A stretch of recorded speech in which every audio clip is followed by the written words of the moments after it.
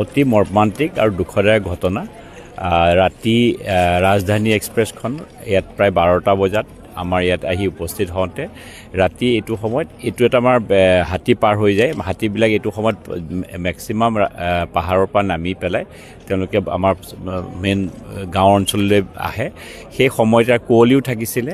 সেই সময়তে হাতীকেইটা পাইছে প্ৰায় 7টা হাতীৰ মৃত্যু হৈছে, ইঞ্জিনৰ সন্মুখত পৰি গৈছে, কিন্তু এজনো পেছেঞ্জাৰৰ কোনো ধৰণৰ আঘাতপ্ৰাপ্ত হোৱা নাই আৰু তেওঁলোকক সোনকালে ইয়াৰ পৰা শ্বিফ্টো কৰিব পৰা হৈছে। এতিয়া আমি ৰেস্কিউৰ কাৰণে কাম চলি আছে। অতি দুখজনক, কিন্তু হাতীকেইটাৰ এতিয়া আমি চাইছোঁ আৰু ফৰেষ্টৰ সকলো বিষয়া আহিছে, ৰেলৰ নিজে GM আহি নিজে উপস্থিত হৈ গোটেই ঘটনাটো তদাৰক লৈছে।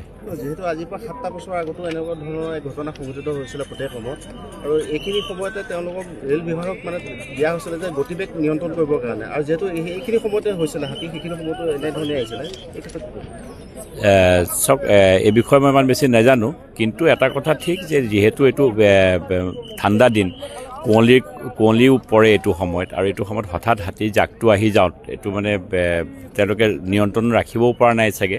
এই বিষয়ে ৰেল বিভাগৰ লগতো কথা পতা যাব, কাৰণ এই বিষয়টো ইনকুৱাৰী এটা হ'বই। বন বিভাগে জনাইছোঁ বুলি কৈছে, ৰেল বিভাগে কোটেশ্যন দিয়া হোৱা নাই, কোটেশ্যন যেনেকৈ হোজাই দিয়ে তেনেকৈ ইয়াত দিয়া হোৱা নাছিলে।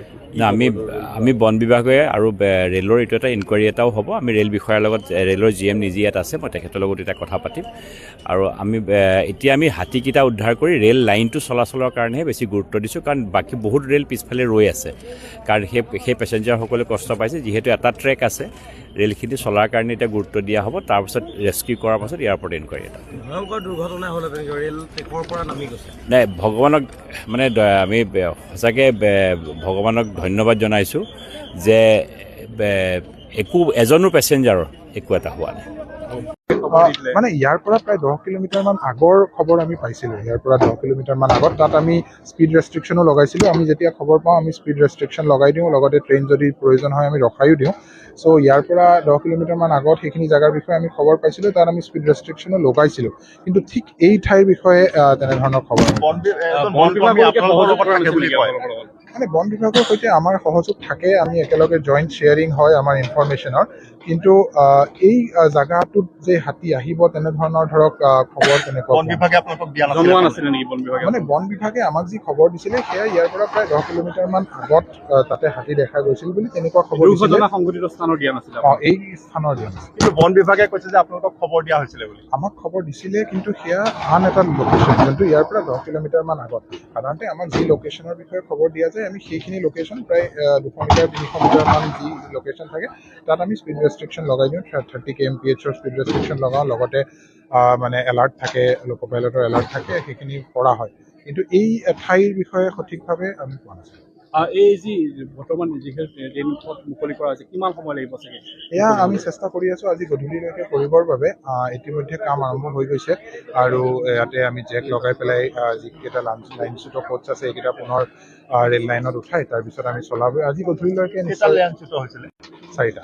কিমান আবদ্ধ হৈ আছে ট্ৰেইন এতিয়া বৰ্তমান মুহূৰ্তত? আমাৰ এটা লাইন, এইটো লাইন ক্লিয়াৰ আছে। এইটো লাইনেদি আমি ৰেল চলাচল কৰিব পাৰিম, কিন্তু বৰ্তমান ৰেল চলাচল আমি এখন গাড়ী ইতিমধ্যে চলালোঁ আৰু গাড়ী চলিব।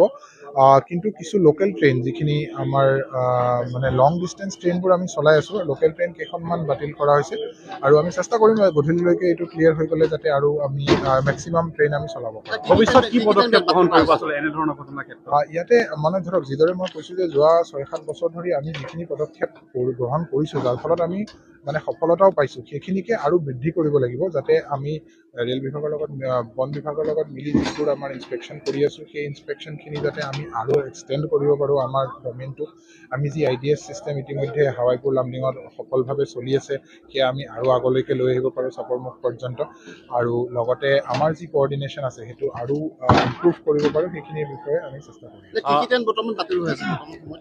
বৰ্তমান সময়ত আমাৰ ইয়াৰে লোকেল ৰঙিয়া, নিউ তিনিচুকীয়া যোনখন ট্ৰেইন আছে, বা নিউ তিনিচুকীয়া, ৰঙিয়া, এনেকুৱা ধৰণৰ যি লোকেল যাত্ৰীবাহী ৰেল পেছেঞ্জাৰ ট্ৰেইন যি কোৱা হয় সেয়া বাতিল কৰা হয়।